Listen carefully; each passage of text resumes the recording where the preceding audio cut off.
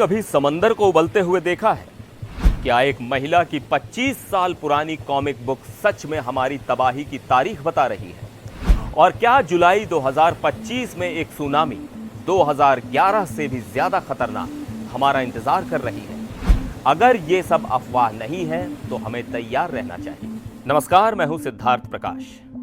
दुनिया पहले ही 2025 के शुरुआती 4 महीनों में एक के बाद एक तबाही झेल चुकी है। लॉस एंजलिस की भीषण वाइल्ड फायर हो या थाईलैंड और म्यांमार के बीच आया जानलेवा भूकंप, इन सब ने सैकड़ों जानें ली हैं और करोड़ों का नुकसान कर दिया है। और अब डराने वाली एक और भविष्यवाणी सामने आई है, जापान की बाबा वेंगा की तरफ से। जी हां, आपने सही सुना। जापान की एक महिला, जिसे लोग जापानी बाबा वेंगा कहने लगे हैं, उन्होंने जुलाई 2025 के लिए एक ऐसी सुनामी की भविष्यवाणी की है जो सब कुछ निगल सकती है।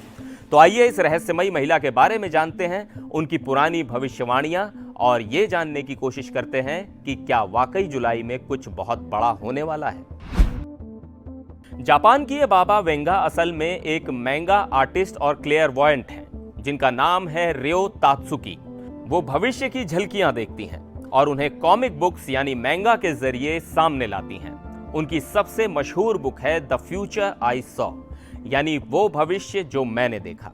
1999 में लिखी गई इस किताब में उन्होंने जो भविष्यवाणियां की थी, उनमें से कई डरावनी हद तक सटीक साबित हुई।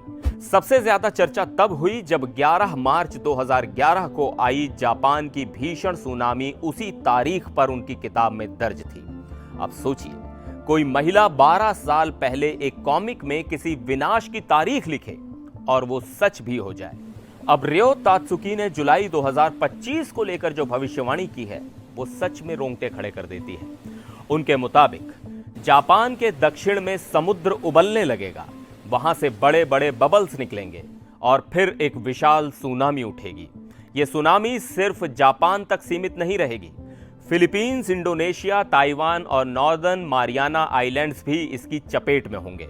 वो कहती हैं कि ये सुनामी 2011 की तबाही से कई गुना ज्यादा विनाशकारी होगी। इस भविष्यवाणी के मुताबिक ये तबाही समुद्र के नीचे ज्वालामुखी विस्फोट की वजह से होगी, जिससे समंदर उबलने लगेगा।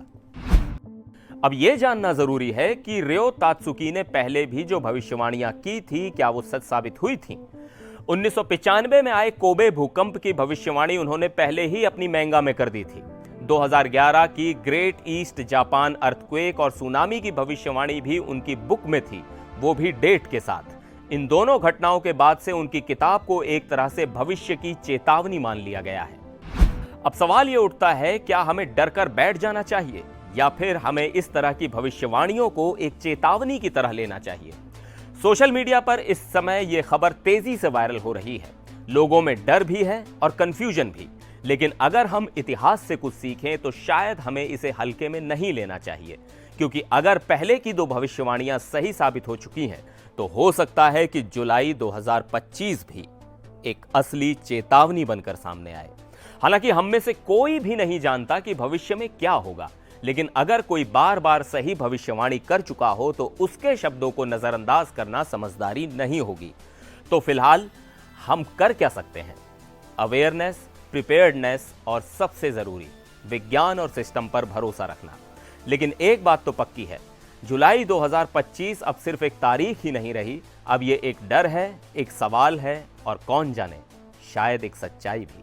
अगर आप इस वीडियो को यहां तक देख चुके हैं तो कमेंट में बताइए कि क्या ऐसी भविष्यवाणियों पर भरोसा करना चाहिए।